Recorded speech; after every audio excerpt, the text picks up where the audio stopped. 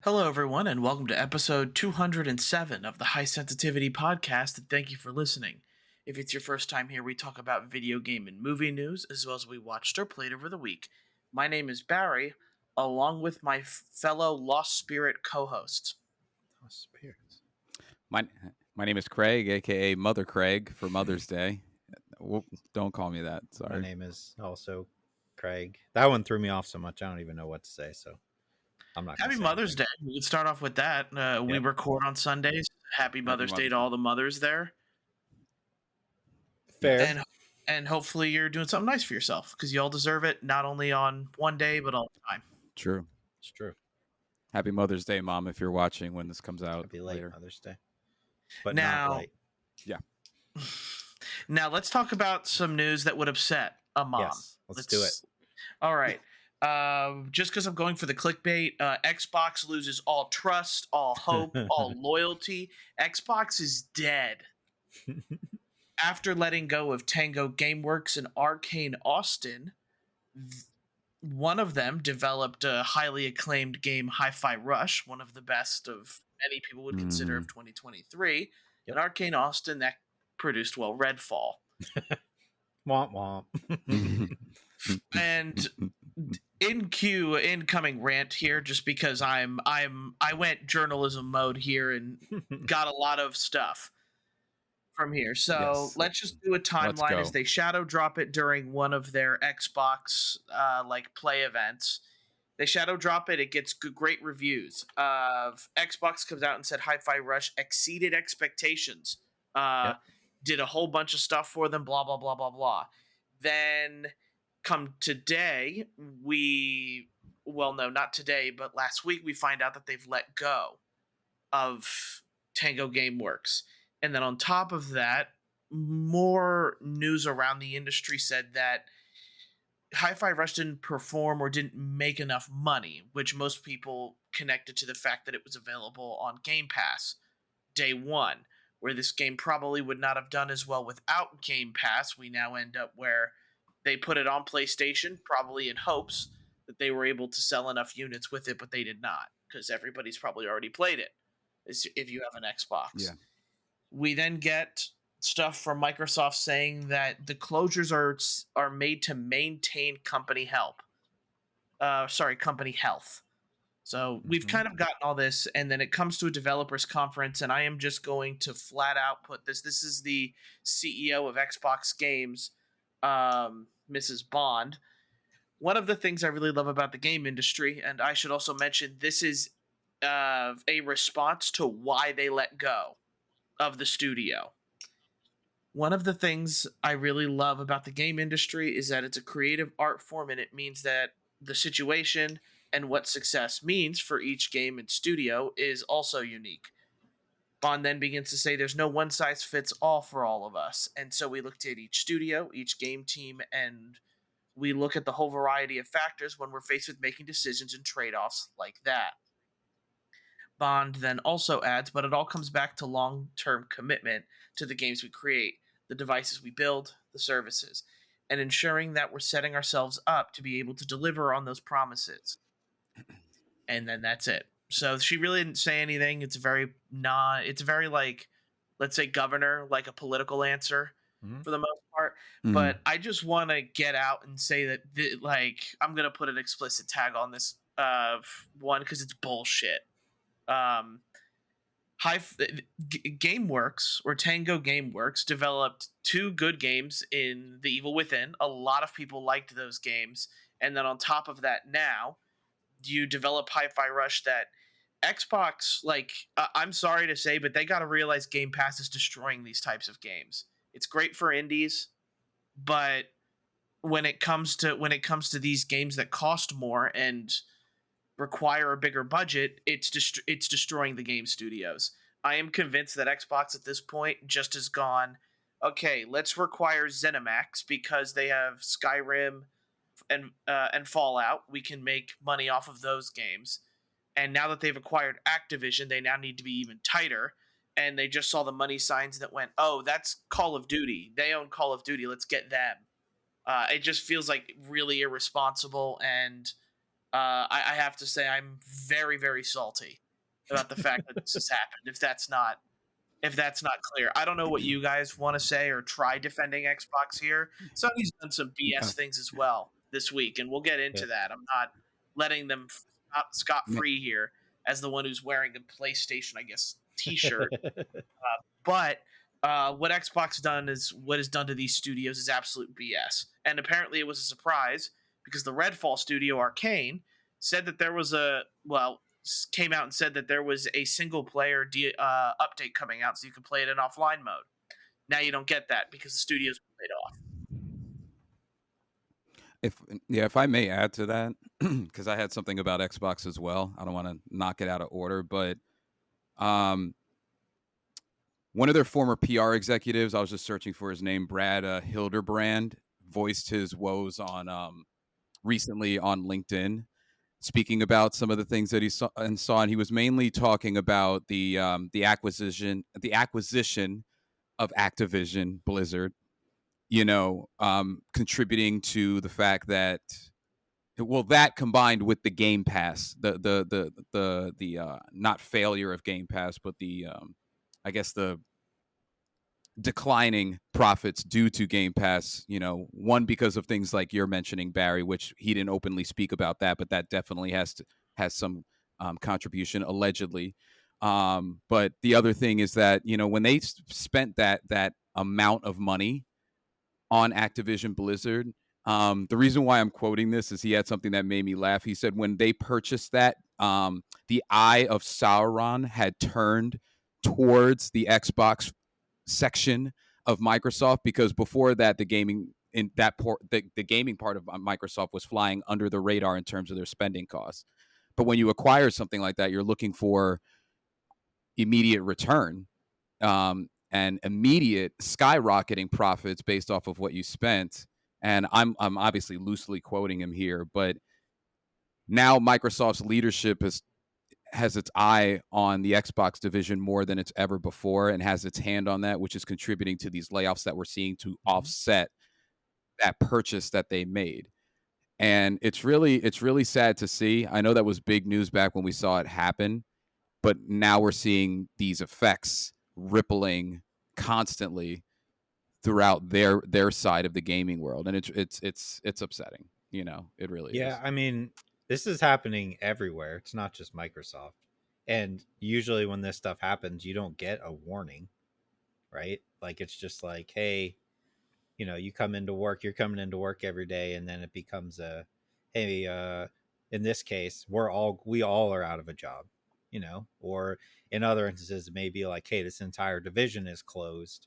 You're all out of a job. So it's happening everywhere. And it is like, hey, we're not making the money we thought. Not just Microsoft, but Sony, Nintendo, like outside of gaming. And they're like, where do we cut costs? So I don't think we can count Nintendo in those discussions. Maybe, or maybe that. When's the last time you've heard of Nintendo? Not as much. Like cutting off people, and that's what I mean by that. Like, I totally 100% agree with Sony as well. Yeah, and I think, like, just in general, I'm not defending Microsoft at all, because it was pretty ridiculous, but it's just a general, like, around the world, you see a lot of, where can we cut cost, what's not extremely important to us, cool, let's get rid of them, and then that'll save us X amount of dollars until maybe they're thinking, like, the Activision stuff starts seeing more returns or whatever.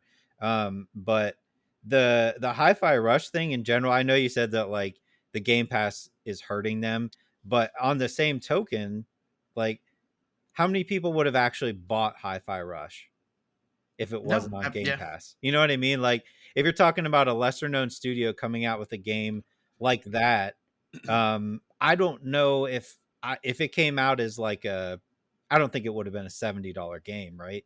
Maybe like 40. How many people are going to put the money down when people are very selective on what they're buying? So it's a double-edged sword. Game Pass definitely is. Like, it allows us to try more games that we would not normally, indie wise, not normally play, but at the same time, it is cutting into their profits, because they have to take a deal with Microsoft to be on there. Yeah, it sucks, especially the Redfall one. I was kind of like, okay, like Redfall bombed. Not that it was their fault, because it doesn't seem like they even wanted to make that game, at least in that version. But yeah, the Hi-Fi Rush one, like that was one of your highlights from last year. That was like one of the positives you had. And then you just cut the whole studio. Hopefully they can go do something else, Yeah, and I mean, what contributed to some of the lack of units being sold is when they dropped it on Game Pass. Like, was Hogwarts Legacy even out when they dropped it last year? It was after. It Like, was after. Hogwarts Legacy came out in February. Hi-Fi Rush was in March. Yeah. I could have sworn it came out in like earlier than that, but that again, that was also a year ago, and there's been so many games that I've tried or played since. I just have like a know. lot of tainted views of a lot of companies right now. Yeah. Right. Sony and Microsoft are kind of at the top of the list because both of them have done things the past month that you're like, for real? You know what I mean? Like now Sony has done a little correction, obviously, recently, with the little update Barry put in the podcast there, which I appreciated. I did. Like we put it out, and then the moment I did it, I was like, oh, you know what? I gotta update it. I hate it. But I was like, of course. But they're definitely looking for like, okay, how can we make more money? Right? That's what it is. And that's the interesting thing you put out too. And when we think of the big three, and I'm not talking Cole, Kendrick, and Drake, I had to throw that in there because that's all everybody's talking about. But when we're talking about the big three, you have PlayStation and Xbox trying to outdo each other constantly. Nintendo's the darling that does not have to do anything to impress anybody, and they continue to just revamp old classics while we wait for the Switch 2. So they can kind of hang back while PlayStation and Xbox are having that dueling match. And as a result, you have either large amounts of money put into a game that gets released too early, and it ends up not becoming the success that they want because there's no substance behind one of the large 3 or 4 things that you need in a game: story, characters, gameplay, or whatever. Or you have, because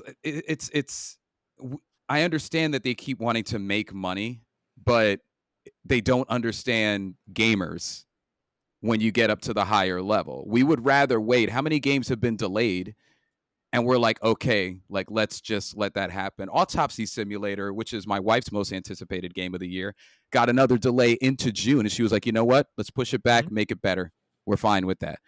And that's what the average gamer wants. But again, it's about making the most money as fast as possible. So they just throw out all these things and they don't make the money that they want. Warner Brothers recently spoke about how Suicide Squad resulted in a $20 million hit. $200 million. 200 million, yeah. 200 million. What did I say? 20? Sorry. $200 million. Add 3 more zeros.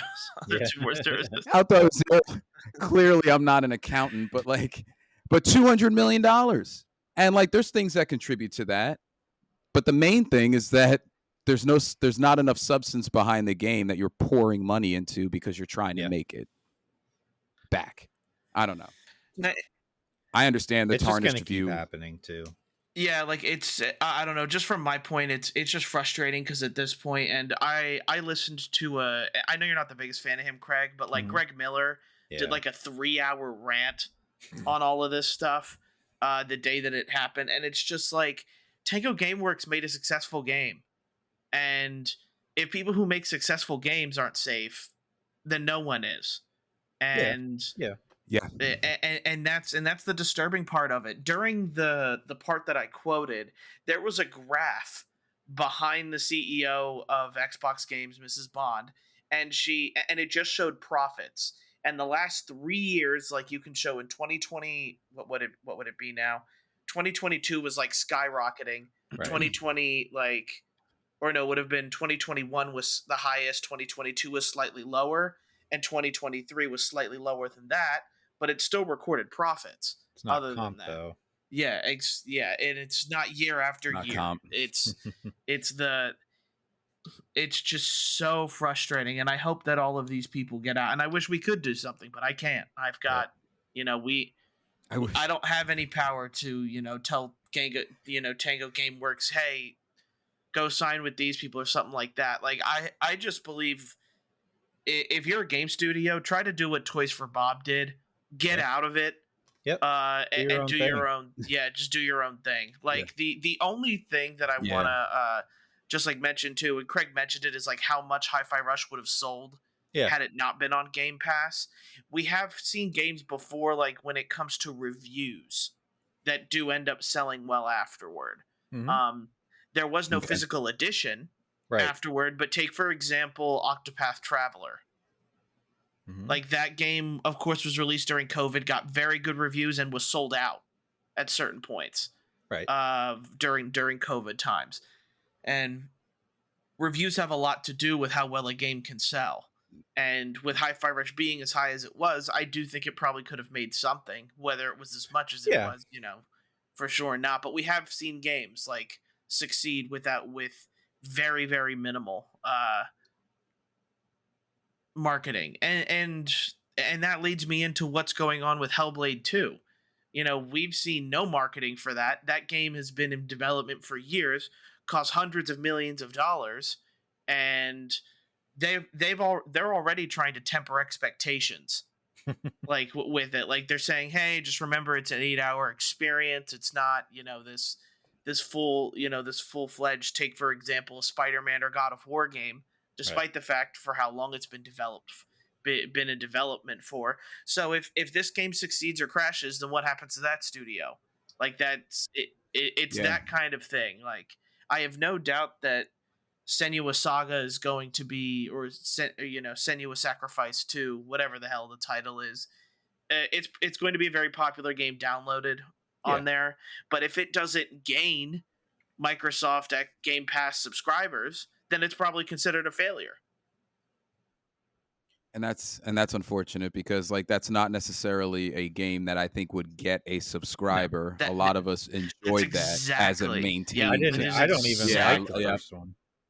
There's already rumors that they're going to put it on PlayStation as well. Amidst all this, because Xbox has a ton of rumors going on right now. The fact that, and we'd been talking about Call of Duty coming to Game Pass, but now they're talking about raising the price again.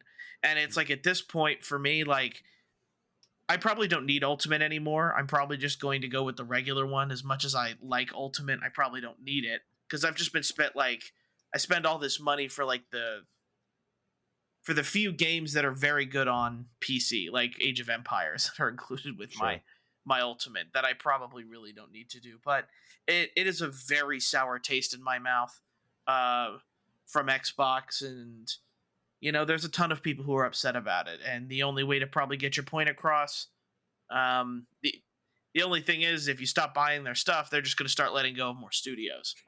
So it's again, the double-edged sword comes out to play. But I'll end the talk there. I could probably go on for a while. Xbox is dead. Just throw your Xbox console in the trash. Not true. Just get rid of it, because why support that company anymore? You sound like a Sony fanboy. Craig, I love Craig's voice of reason there. Not true. I'm just trying to keep us from becoming a fanboy podcast is all. I know. No, yeah. And I'm going to get into Sony being idiots this week next. With the release of Ghost of Tsushima Deluxe Edition, they kind of did this weird thing where they're like, oh, for single player, you don't need to have the online or your PSN account. But if you do want to play the PSN account, or you want to play online, you need to have the PSN account connected to it. But because of that Director's Cut edition having the online portions of it, it's been delisted out of every country that does not have PSN in it. So it's another one of these things where, I get Sony wants to sell their information. Sorry, I don't really get the fact that Sony wants to sell people's information. Free money. I know it's free money, but it's just like the Ghost of Tsushima has been out for years now. Years. PS4 territory at this point. Like, why just not let the whole world enjoy a really good game? One of the first, money. And You know what it is. There's an accounting team that's sitting with that graph that you were talking about for Xbox. They have two graphs. They have a graph that says limiting PSN in 180 countries and selling information. And somebody did the math, and that selling information graph, that arrow is pointed a little bit higher. It's got to be. I think us as, myself included, but us as gamers, we would do well to, just like any other area of business, to realize that the only thing they care about is making money.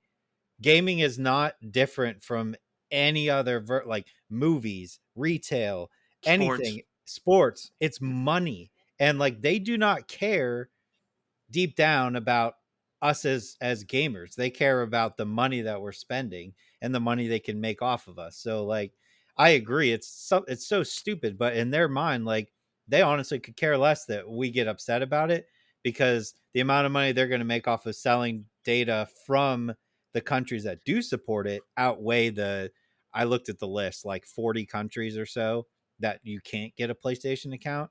And I do feel bad for them, because they don't have a choice. Like, they just can't, you just can't play it. You can't buy it. Unless you were to like change your buying location. But yeah, it's all about money, and every company is like, we need to make the most money because we're not making what we were making during COVID. It's a mess. Yeah. What we need to keep doing is just hoping that the creativity and the creative minds power through, that companies or games like Spider-Man 2, Alan Wake 2, Baldur's Gate 3, that won many accolades for being unique. I mean, so did those other games, but many accolades for being unique and staying true to the creative process and thinking about the gamer themselves. We just have to keep hoping that as many studios and games as possible can power through, and do that.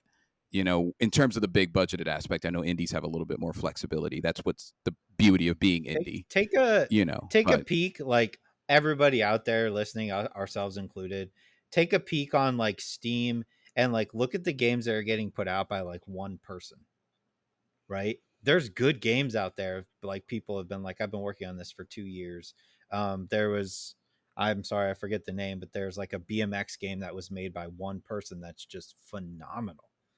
Those games are out there, and those are the people we should be trying to support the most right now, to offset the bigger corporations who are just like pissing all over us as gamers. And they're like, we don't care about you. There's people out there making games because they love it, just like there's people out there doing gaming podcasts because we love it, right? Yeah. Yeah, until we get bought by a big corporation. Microsoft, where you at? I was about to say, I'm not sure how much money I'm going to have to say no to. That's going to be tough for a lot of us. We won't change though. Speaking about money though, we're still on the topic of companies being a piece of crap. EA is looking into putting ads in their games. This is new to some people, but like Craig and I, who play like NBA, this is everywhere. New. It's everywhere. This is nothing new for us. It's just something that people are getting mad. Another thing to get mad about. But I don't mind too much the way it is in sports games right now. Like it's not that invasive if it's something where, imagine like, those apps that make you watch an advertisement before getting into the app. Like, if we start having to go through that, like, that's going to be rough. That's going to kill it. Let me ask you this real quick, Barry. Yeah. Would you be upset? Because this is the first thing I thought of. Say college football comes out, right? It's coming out soon. Let's say we all buy college football because we're all pumped. You start playing a game, you set up your dynasty, you're going into the first game, and before the game starts, the intro? Yeah. What if it's like a 30-second reel ad that you can't skip? Like commercials. Are you upset? Yeah. Me too. But at the same time, I could also see them looking at it and be like, oh, that's just realistic. Right? That's the game experience. Like that's this Pizza Hut ad that you can't skip before the game starts. I could totally see them doing that. Or halftime. What if it's before the game, halftime, and at the end of the game? You guys wanted the full game experience. Here's the game experience. The funny thing I keep seeing, which is fun, and I'm gonna, unlock my inner Kirk Herbstreit here is. Yes. Hello, everyone, and welcome to tonight's game. But first, let's get to our ad. Whopper, Whopper, Whopper, Whopper, chicken, double, triple, Whopper. That would be cool, though. The first time you heard it. Wow. Thank you for for watching today's game, brought to you by Burger King, and then Whopper again, and it's like, you gotta be like, yep. I could see them doing that, but I also get annoyed at you turn on 2K and you have to hit back the B button 15 times to get through all this pop-ups before you can actually start playing. Yeah, that's annoying too. It's like a mobile game. EA Games, if you're listening, which of course you are, it's a bad idea. Just so you guys know, the way you guys have it now in sports games isn't that evasive, but the moment you start putting it in your single player games like Star Wars, Fallen Order, or games like that, or Prince of Persia, it's gonna be an issue, and you guys will lose people that way. Of course, I just wonder how it works. The reason how advertising works in a lot of movies and TV shows and sports is that the more viewers you watch, the more your ad is worth. So at one point is a game that doesn't make a lot of money, is it going to be littler ads or not as expensive, or is when you inevitably get your ad for college football 25, is it going to be a lot more expensive, so only other premium companies can do it? I'm gonna get a Dolce and Gabbana ad in the middle of my in the middle of it all, but just a bad idea. Just let's not. Yeah, I agree. Yeah, let's not. All right, I only have two more, and then you guys can go ahead. I know I'm starting off with a lot of talking here. Coming in hot.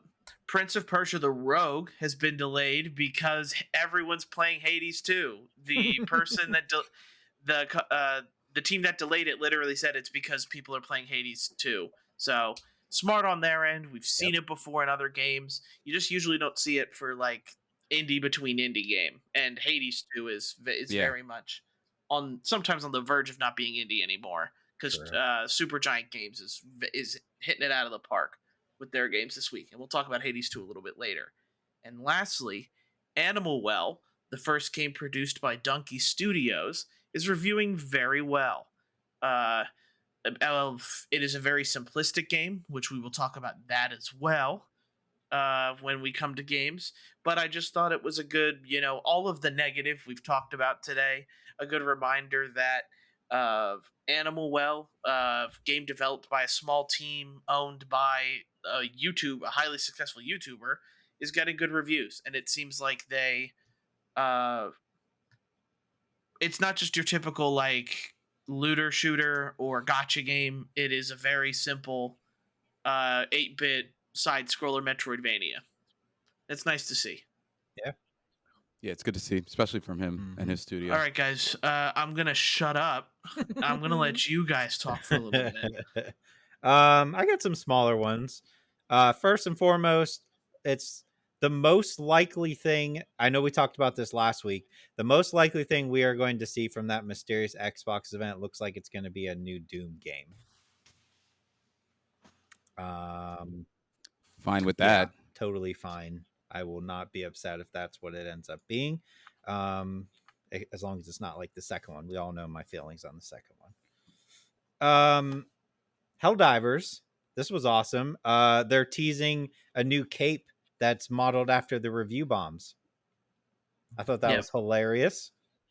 Good on them. That is hilarious. I love that. Way to make light of a bad situation, but in a good way. So hats off to them. I still need to play more of that game. I know we talked about this personally, but we got a look at the deluxe edition cover of college football. And we got a screenshot. Did you guys see the screenshot? I did, yes. Yeah. Woo, baby. Yeah. That looks awesome. I just keep getting more excited. We're getting closer to a official trailer. We're not that far off, right? Yeah, it's I think the countdown is at 4 days now. Yeah. It's at some point this week where they changed the counter. Originally said cover reveal, but then after Sony did that, which we talk about, hey, Sony, thanks for doing that. I appreciate that. As much as it is an F up on your guys' part, Right. They changed it to more news. So maybe not a trailer. You got it. I think so. I think it's got to be a trailer. When's the release date for it? Isn't it? I don't know, but next month. This game is due out I think in August. Let me see. It usually comes out in July, I thought. Yeah, so that's where I don't really know. Right. I'm gonna try and look it up because I feel like it was always in July. Come on. They may have changed the date, but if we just take sports games, for example, with their usual release schedule, Madden usually comes out the week of preseason or week before preseason starts.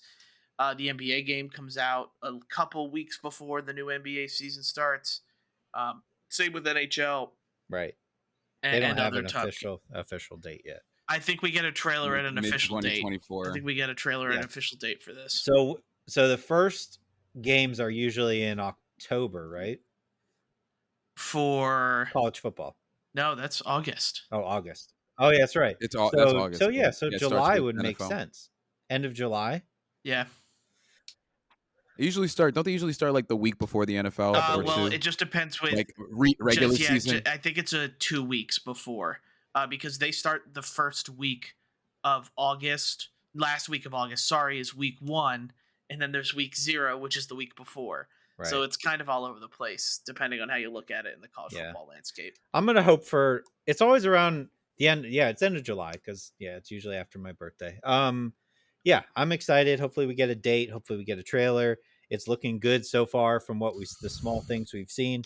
So I'm still excited. I'm definitely pre-ordering that bad boy. But then my last thing here, speaking of pre-ordering, I have to talk about the NES World Championship coming out on the Switch. I'm super excited for this. I'm going to date myself, but if you guys ever watched the movie The Wizard back in the day, that movie with Fred Savage is about him going to the NES World Championships because he's so good at playing Nintendo games. That movie is where the Power Glove came from. And I always wanted that gold Nintendo cartridge that you got when you went to the World Championships. The collector's edition, which I pre-ordered, comes with a replica of it, which made me so excited. I just like the idea of it's the old Nintendo games. It's very small sections, and it's just leaderboards and beat these times. And to me, that sounds like something I could do for 5 minutes or 2 hours, and it just be a good the perfect pick up and put down on your Switch. Super excited. Hopefully it works out. They could update it as it goes along with more stuff.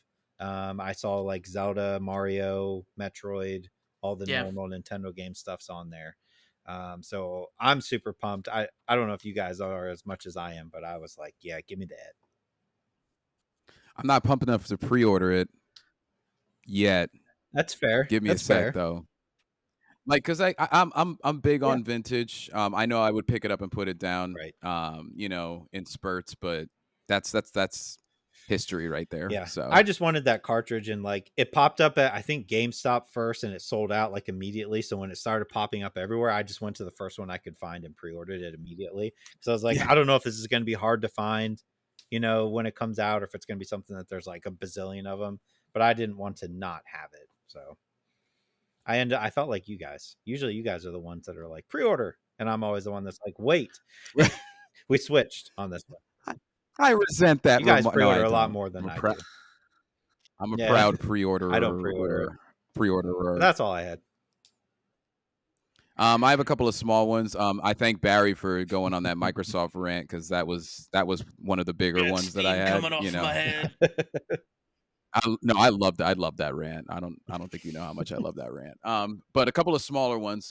New Office series confirmed for Peacock. Leave it alone. Yeah. When interviewed more about it, it seems like it's going to be more of a spin-off. Seems like it's going to take place in the Midwest. Are you guys both Office fans? Yeah. Okay. I'm a huge Office fan. Yeah. And yeah, it looks like it's taking place out in the Midwest, at a Midwest newspaper with a publisher trying to revive it. kind of deal. That's like the first story coming out, and it seems more like a spin-off the more I'm hearing about it, even though it's called a revival. So it's not like they're going to just try to pick up where they left off. I'm okay with it being a revival and not with a spin-off and not a revival. It seemed that they could test the hasn't there been a waters. revival also confirmed for it? I thought I saw a picture with John Krasinski. Maybe. So that's what I thought. That's why this particular thing confused me, because so like the more you look at it, it looks like he's not. Okay. Yeah, it looks like he's not attached to Okay. that at all. Like the names that I'm looking through, it doesn't look like he's attached to it. But apparently there will be an ensemble cast.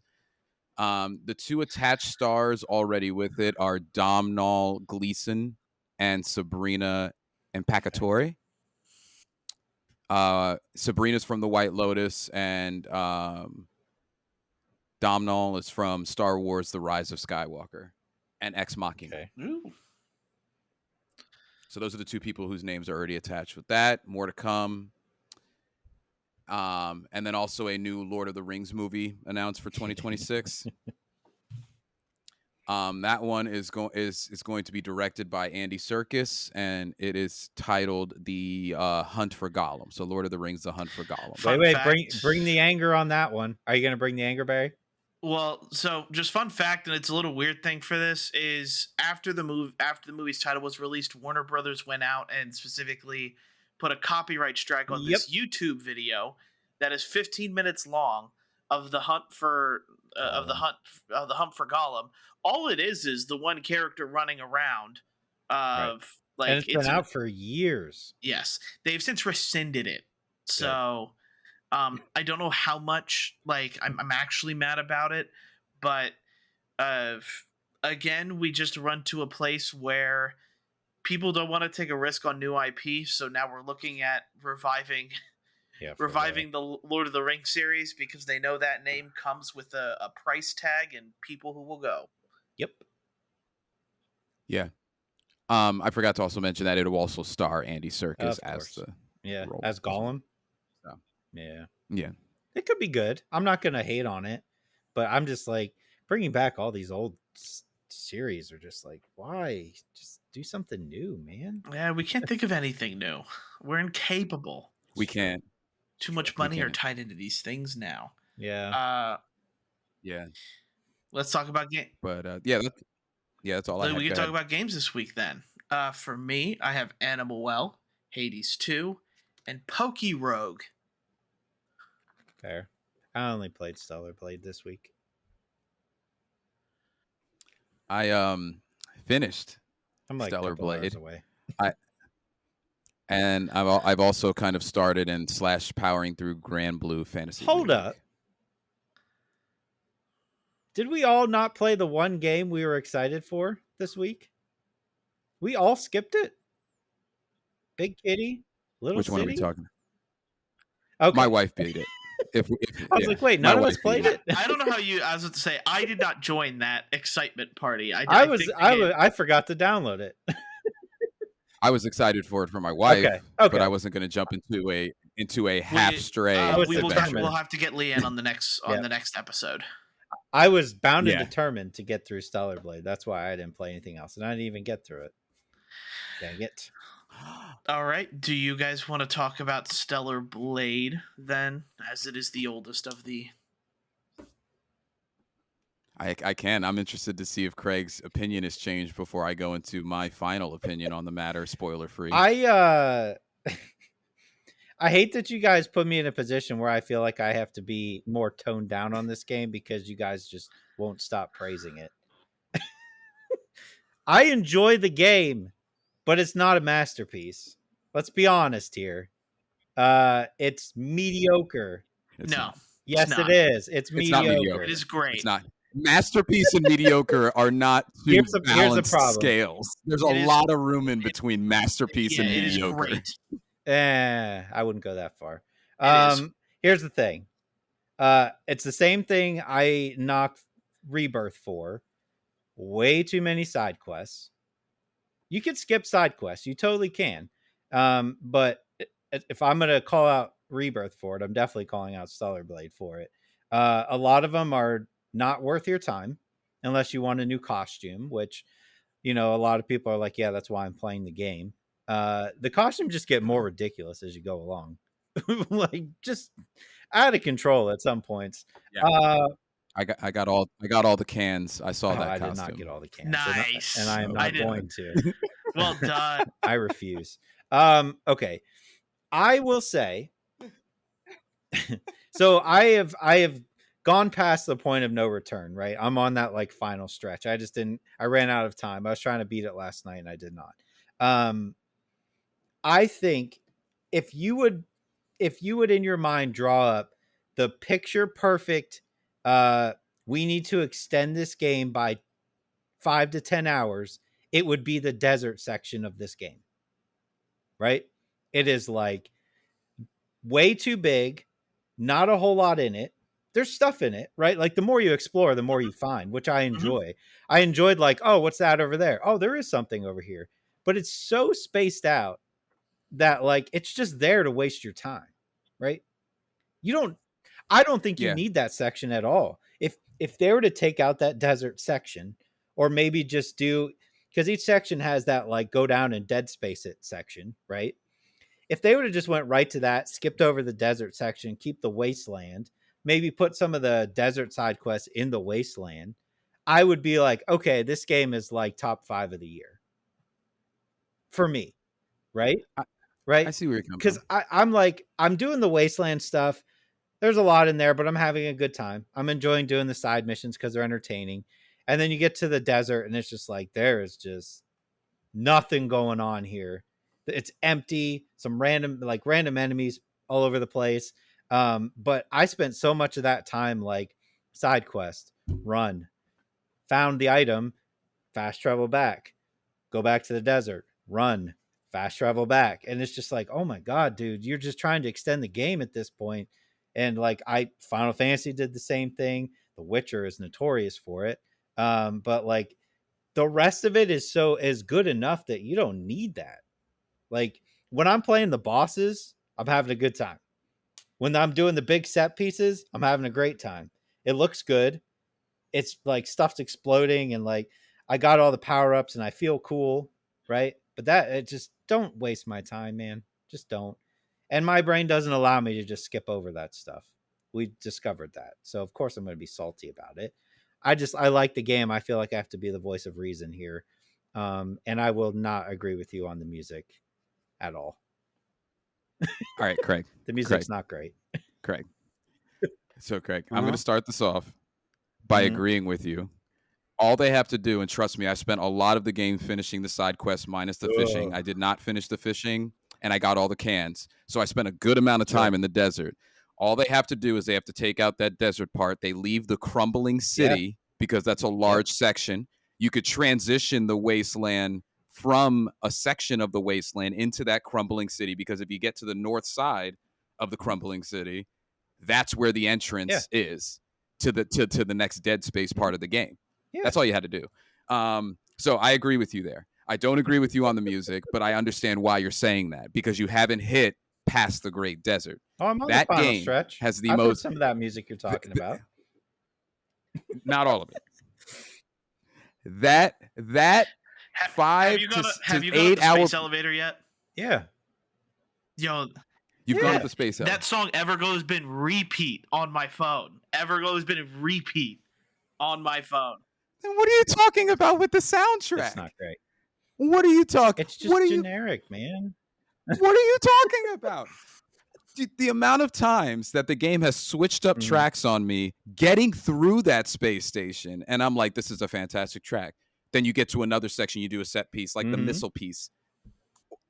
Oh my God, that first entering of the ground floor, that track. Or at the end of the elevator. So did you fight Lotus Lotus Person? Also, arguably best boss in the game in terms of aesthetic. Terrifying. Anyway, holy heck was I? Yeah, I loved that. I played that YouTube section of somebody else playing it for my wife because I was like, you have to see how creepy this is. Not a hard boss, but it was amazing aesthetically. Right. Anyway, I think it's in my top soundtracks of the year. It is beating Final Fantasy VII. Final Fantasy VII has a bunch of redone classics that have already been established as one of the greatest soundtracks of all time. At least, I guess, maybe I on don't this know podcast. that Bow Wow Wow song is pretty. It's a that bop. one. Yeah, that one also is. Are you talking about the one where you have to keep chasing things and that's when it comes on? Yeah, that song I'm waiting for the soundtrack to like fully come out for that song. I'm talking And then, about you know, those are fine. Those songs are fine. I'm just talking about when you're running around that same 30-second loop that just goes and goes and well, goes. that's the issue. And to me, like I can't put it in like it's not going to win a discussion over like a Final Fantasy or who knows what else comes out this year when 75% of that game you're listening to the same 30-second loop. I'm just like, oh, but you didn't get tired of the Grasslands track that was playing in the background while you spent 10 to 15 hours doing Grasslands missions? Because you didn't get tired of the Junon. The difference to me, and this is personal, is that those were like instrumental, right? Like I know those songs because I play a lot of Final Fantasy, but taking that objective out of it, it's an instrumental backing. This is like wouldn't be as bad if it wasn't the same. I don't know her name, the person who sings the songs for Stellar Blade, but the same 30-second clip of her singing the same thing over and over again is a lot more grating when it's just the same. I'm assuming Japanese, Korean, maybe Korean. The Everglow is in English. Okay, but I'm like when you're running around, I think that's Korean because they're a Korean company, aren't they? Yeah, it is. Yeah. That to me was like super grating because it's just like just make it instrumental. Take out the lyrics because then you won't notice that it's looping so much. But when you're hearing the same thing over and over and over, you're like, Jesus Christ, just shut up, please. I don't know. For me, I didn't mind it. It didn't take away from the game. It was actually part of it. It was part of the experience for me. But yeah, I was gonna say for me, it like you could say that same problem is there for near replicants when you're out in the open world. Like it just does the whole like na na na na na na na na na na na na na, and it just does it over and over and over and over again. That didn't bother me, so I guess it didn't bother me here. I completely understand. Yeah, your gripes with the game, Craig. I can I get it. I don't mind saying that like it's like a top 5 soundtrack for the year. It's wild to me that you would rather listen to that than like a Final Fantasy. I guarantee you, very high on my list. This is just me. They're both 1A, 1B. They're both very high. Yeah. They're both very high on my list too. But if I'm thinking about listening to a song in the background, this might also just be my gaming musical choice. There are more bops that I would play while I'm doing stuff. There were more bops that I would play on the Stellar Blade soundtrack than the Final Fantasy VII. But you also enjoy like Persona 5 soundtrack. You both do, and I do not. So, and that's just personal preference, right? And it's not a knock. I'm not saying that's like, oh, Persona 5 soundtrack's garbage. Oh yeah. But like, of course, I don't find those soundtracks as good as you guys do. So that's fair. But I don't listen to video game soundtracks outside of the games. I just don't. Like, I can't remember the last time I put on a video game soundtrack. So I'm a little different than both of you because I know you guys do, which is totally fine. Yesterday. But like like I just listen. Like when I have music on, it's like, you know, Spotify shuffle what I listen, like whatever artist I'm listening to. I don't. Video game soundtracks don't make it in there for me. But overall, it's unless the ending just totally flubs it. I don't see why you don't put this down. I have a feeling depending on which ending you get, you may feel one way or another. I better get the best one because I did the side mission with you have to. There's a 50-50 chance you get the ending that you want. Yeah. Do you want me to tell you the right thing so that you do it, or you just want to look it up on the internet? Don't say it on the podcast. Yeah, I won't. You just have to say no, right? No. You actually you have to say yes. You say yes. Okay. Yeah. Okay. Say yes. But no to drugs, ladies and gentlemen. Say no to drugs. And that, I think, I liked the ending for that because of that. But I think that's one of the best 7 hours to 8 hours that we may see. Nah. I'm gonna hold off on that because maybe it's just because I just finished it. But that was a very entertaining 7 to 8 hours between the space station and the end. The boss, what I felt like boss rushing, because when you get towards the end, it's just bosses. Right. and they're all different, but and challenging. Like the last couple, I didn't think I was going to beat. I got lucky with the last one and beat it first try. I didn't think that was going to happen. By the way that was coming Fair. at me, but I don't know. It's a great game. I don't want to take too much time with it because we've already ranted pretty hard about it. But it's a great game. We could talk more on the spoiler podcast when you finish it because it sounds like you might have an hour left. I don't think Greg, I or have two, much left. Yeah. based off. Yeah, if you're at the top of the space station, Okay. you don't have much left. Perfect. Try to finish it today. This is great. I love it. We still It haven't was even stellar. done a Final Fantasy VII spoiler cast because somebody won't finish it. Ooh, no. I am announcing here that the spoiler cast is going to be next week. Okay. Are you that confident you're going to I beat like the it? commitment. Absolutely. Okay. I like that commitment. I love There's the commitment. no doubt in my mind. Okay. It's been so Well, yeah. long, I don't even remember half of it. You're gonna have to watch a 7-hour cutscenes video on YouTube. Somebody named I don't even Tifa in it? remember Isn't there anymore. somebody named Tifa? Don't worry, I got it next week. So His name I'll talk Raincloud? about two smaller things. Pokerogue, which is what I'm going to mention. Pokerogue. It's weird because this is a web browser game, but it's Pokemon battles roguelike in a way. So you Okay. get us. All I can really explain it as is you get 10 points to create a party, and each Pokemon is either like 1, 4, 5, or 2 points to put in a party, and then you go through it. There are 200 floors of this. It takes Oh, good forever Lord. to do, but I've just been liking it because it's kind of like just battling. You get to pick items that help you. Pokemon mechanics are in there, but they're a little changed, which I like. It's something where I need to learn it, but also it is very easy to get. It is I think it's Pokerogue.net. Yeah, you can is literally what play it it is. on your phone. Yeah, you can play it on your phone. You can play it on like a tablet. It's very popular. A lot of streamers have been playing it. I've been playing it before we even played it here, and it's a lot of fun. It's Pokemon. If you like Pokemon, I think you'll like this. But it's you can. I'll admit this too. Like it's 200 floors, but you can save during a run, so you don't have to beat it all right away. You create a login because you can. There's like an egg gotcha to it. You don't put real money into it. Let me just be very clear. There's no real money put into this game. But if you think you might like it, I suggest playing it just because I don't know how long this game's going to be on the web for. This feels like it's probably some sort of copyright law issue, but we will see from there. But I'm enjoying it. It's a lot of fun. Animal Well. This is a very vibes game is what I'll call it. There isn't a lot of music. There's really no explanation to what you can do, or what you're supposed to do. But what I like is the creativity in the game. You get a yo-yo that helps you, and they don't tell you what the yo-yo does. You have to figure it out.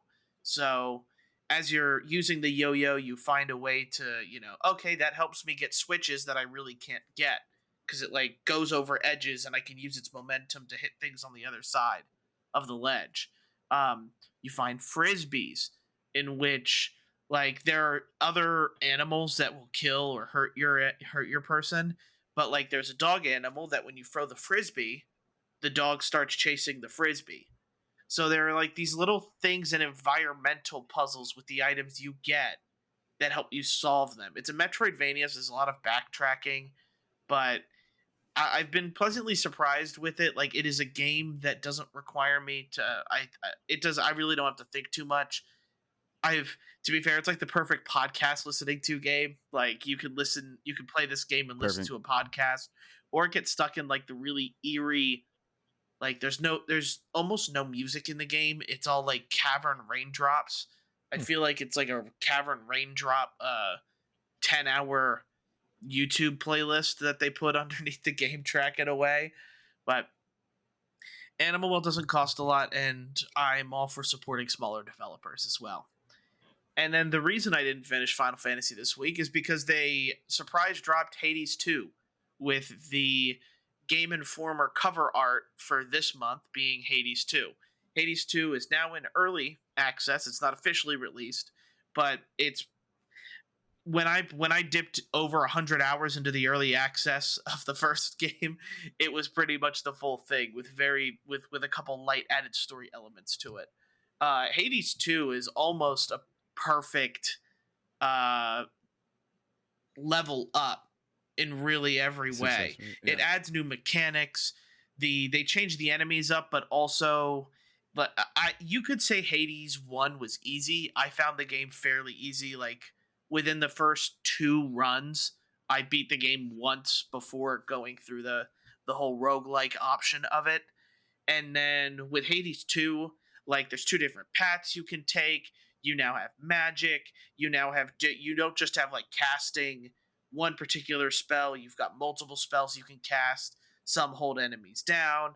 Others hit them in like a vertical or horizontal line, depending on how you put it. Depending on how you face it. But it's like this. It's this very obvious next step up that I like. It is more fleshed out. It is. It's just as fast, which is what I like, and it's more or less. The challenge for the game is what also I like, and it brings into it. Hades 2, again, it's for me, it is very close to the perfect level up from the first game. It's just a matter of if you like this type, if you liked Hades 1, you're gonna love Hades 2. And you don't need to play Hades 1 to get Hades 2. So just keep that in mind there. But I only have glowing stuff to say about it right now. Many people will call it the perfect Steam Deck game, so keep that in mind if you've got a Steam Deck. It is not very heavy on the graphical performance, so most people with Steam Decks have been buying it, and for me, it's just a great game in general. I don't need a Steam Deck to enjoy it. Awesome. Oof. For something that's maybe not as glowing, but a good game, Grand Blue Fantasy Relink is what I'm considering. And you guys might be wondering, Craig, why are you playing that game right now? That is my 2024 palate cleanser to the next wave. When I was looking, I promise I'll speak about the game, but when I was looking at the majority of the games that I played this year in the long run, Infinite Wealth, Persona 3 Reload, Final Fantasy Rebirth, and Stellar Blade are like 2 of the bigger ones, with sprinkling in Dragon's Dogma as one that I played a lot of hours into, all pretty much elongated or dark storylines. I mean, Final Fantasy VII's got, I forgot how dark that storyline gets. You know what I mean? But I don't have a happy one. This game, Grand Blue Fantasy Relink, is like, it's like a Saturday morning cartoon to what I've been playing this year. So I'm enjoying it. For those of you who don't know much about it, neither do I, and I'm about 5 hours into it. It's a bunch of happy characters and friendship. They're traveling across this like area. One person reminds me of like Yuna from Final Fantasy X. She like is able to summon different entities. She can only summon Craig, Bahamut. I got to the part of the game where she absorbed accidentally an entity without realizing it. I've been doing the Craig Reese thing. I've been Xing through a lot of the dialogue. I'm proud of you. I've been going to and from the kitchen during the dialogue, washing dishes. Like for those of you who are enjoying the story, I'm sorry. This is exactly what I need. I'm selfishly playing it for the real reason, which is the combat. The combat's fantastic. They do a nice talent with cooldowns. It reminds me of oh my god, what was the game that we loved Tales 2 of years Arise. ago? And it's Escape. Thank you. It's giving me a Tales of Arise vibe. And the bosses, I think, are well crafted. They have the cartoony look that the game is delivering, but they also provide a nice challenge.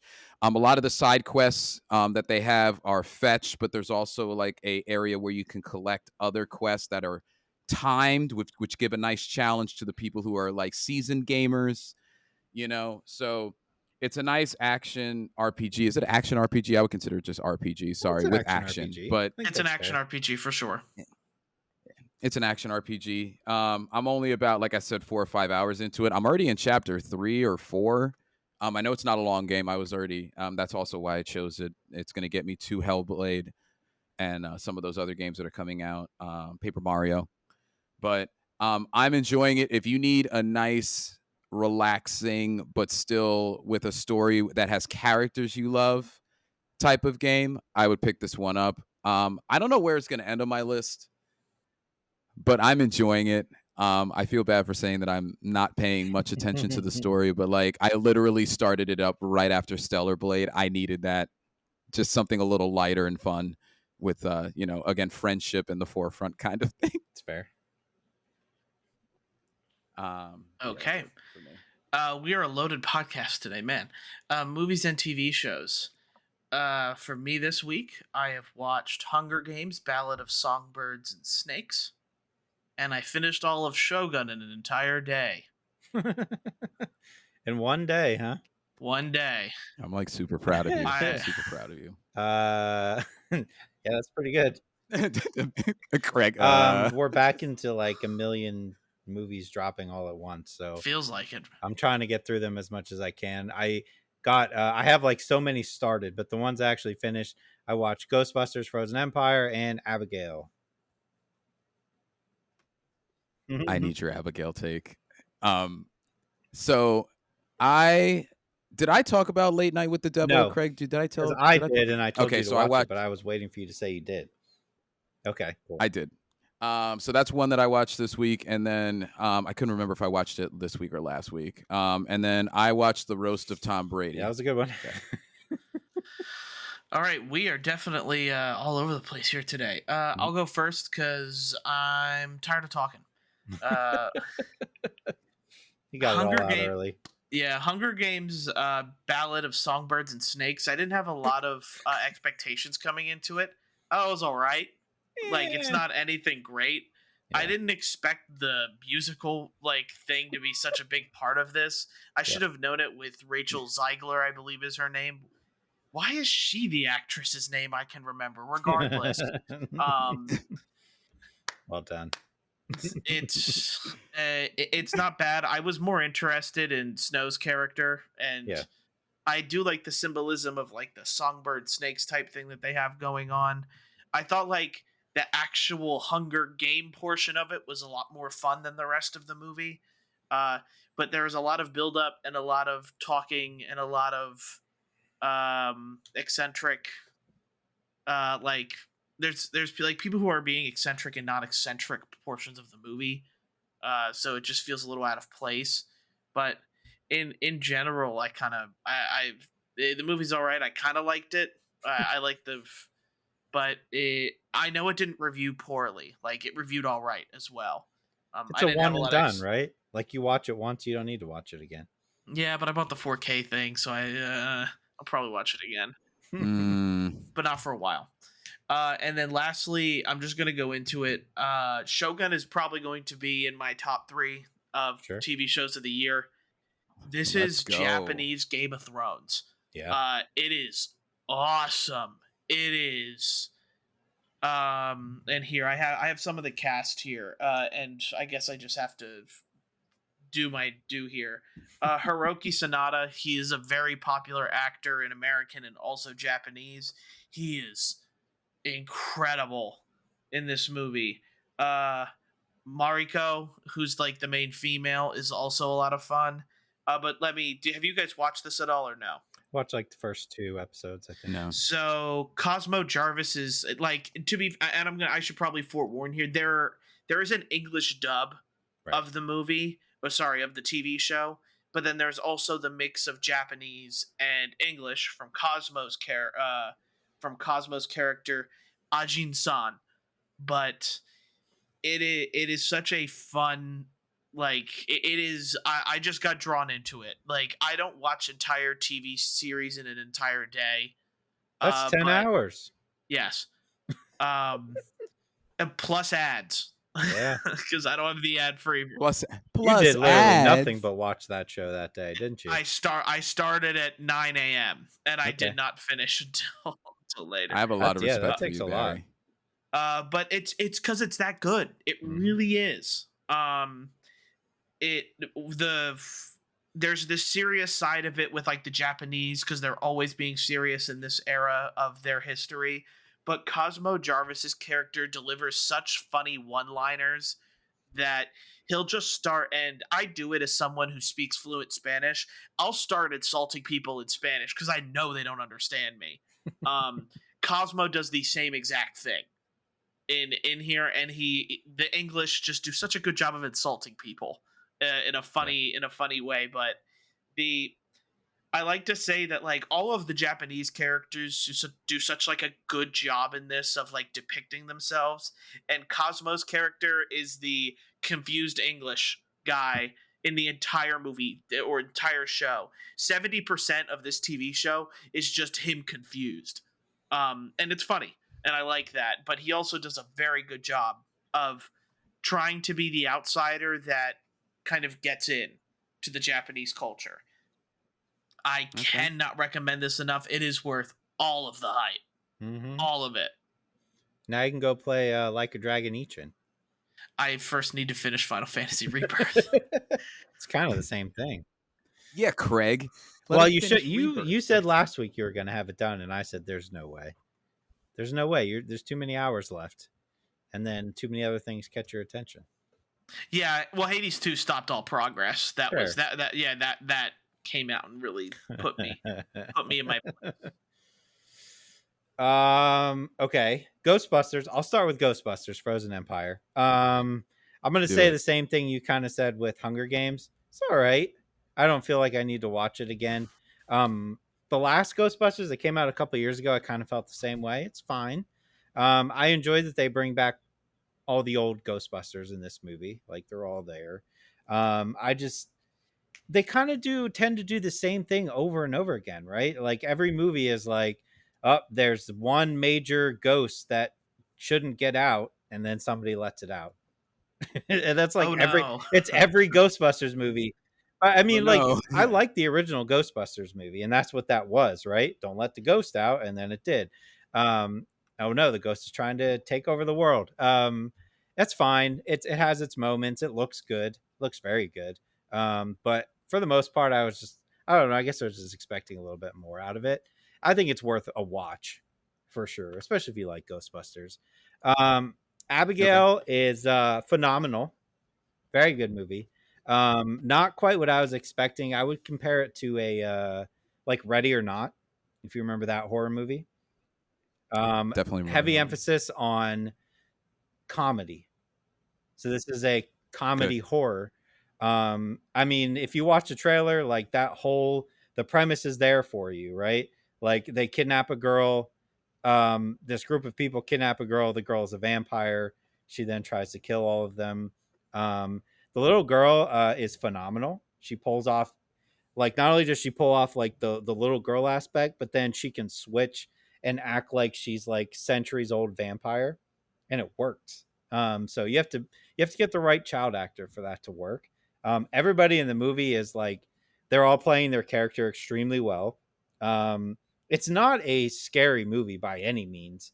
If anything, it's just more of the like humor, tons of blood, more humor, something explodes, blood goes everywhere, is that type of movie, which I enjoy. I think it's very cool. It doesn't need to be super scary for me to like a horror movie, but I would recommend this to. I like to break my horror movies down to what I recommend it to Barry, and this is a recommend to Barry. I think you would enjoy it.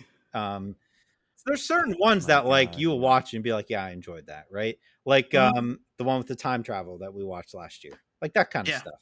If it's not comedy in it, I'm like, you know what, you could probably enjoy this movie. But yeah, this is a definite watch. I'll probably buy this one on 4K when it comes out. So yeah, watch that one. All right, I'll touch on the older one first. Sorry, I'm thinking about Abigail now. I wanted that to be good. Thank God. Late Night with the Devil. So very polarized in this household. My wife did not like it. I loved it. Yeah, I think it's just the 70s, 80s show theme that wasn't landing. And like, that's not everybody's cup of tea. For me, I really liked the entire aesthetic of the movie. What I think I really enjoyed with it is I enjoyed the separation between the actual acts that were going on stage and the build up of the particular acts before the exorcism part versus the backstage, which, like you said, and when you reviewed it, Craig, turns into black and white to signify that separation. And Right. it kept a one location movie fresh for me. That's where I'm going. It kept a one location movie fresh for me because you had the storylines going on in the background that they kept going back to as things in the forefront where the audience was either going well or going wrong. And it kept going back and forth. Now, where I think it's going to lose people is when it did get weird. Yeah. But for me, the artistic version of that, and like, it's weird. I don't know. Certain artistic things land for me. Midsummer artistically did not land for me. I respect people who really revere it. It didn't land for me. Yep. This one did. And I don't know why. Like when you really started seeing some of the deaths happen, they were kind of out there in terms of, it was very not Evil Dead, but like somewhat in terms of the outlandish aspect of how people were dying, but I loved it. So I recommend that everybody watch it and give it a try. Most definitely. Barry, in terms of the Barry meter, I think you already said it, Craig, but it's not a scary movie. But I think you would appreciate the time that it's depicting. And it really doesn't even start to get crazy until the last 20 to 30 minutes, to be honest with you. Mm-hmm. If that. It was more, it was more like maybe 10 or 15. I am a 60-year-old in a 29-year-old's body, so... It's just a different movie. Yeah, for sure. It's different. I think you had mentioned it reminded you of like the Green Knight or something like that in a couple ways. Yeah, it reminds me of something you would see on a TV in Alan Wake. Yeah. It's those scenes. Yeah, when you wake. Yeah, literally when Alan Wake wakes up and it's just like on the talk show. Yeah, it's that. It's that. Just picture that there's a exorcism happening later in that. Like that's essentially what it is. And then I mean, I guess doesn't need a really in-depth analysis, but if you like roasts, watch the roast with Tom Brady. I, like many Americans, like football. Yep.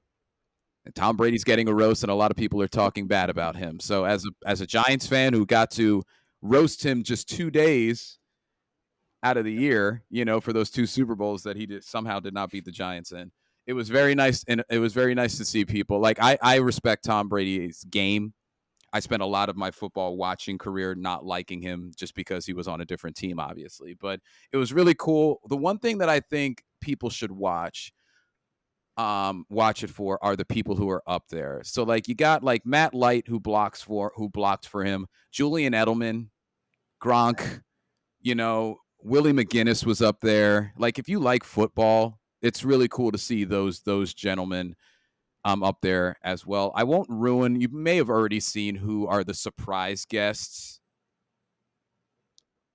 but it was really, really nice seeing those guys up there. Randy Moss was up there. Who else? I'm missing one more. Bledsoe. Yeah. Bledsoe was not only up there, but he essentially started the whole thing off with his take, and it was really kind of just nice seeing the guy, hearing how he was doing, and also him just talking about how Brady stole his job, which it's just kind of funny. Kevin Hart did a fantastic job hosting. One thing that I think we should pay attention to with Kevin Hart hosting things is he's very good at keeping the funny going. There was a lot of things that didn't fully land in terms of jokes that because the camera panned to him and he's doing his Kevin Hart like belly out laughing kind of thing, that I think kept what would be considered a successful roast going. In terms of all-time roast, I like the Bob Saget one better. That era of roasting tended to have a good run, but it was successful. It was 3 hours and 40 minutes, 2 hours and 40 minutes, something like that. It was a long roast, but it was successful. Big up to Kevin Hart. Nikki Glaser had a set as well. She lands every time if you guys watch roast or follow that. And then Jeff Ross came out literally in an OJ jersey to start everything off, so you could kind of tell where they were going with that. Don't watch it with your kids. like every roast.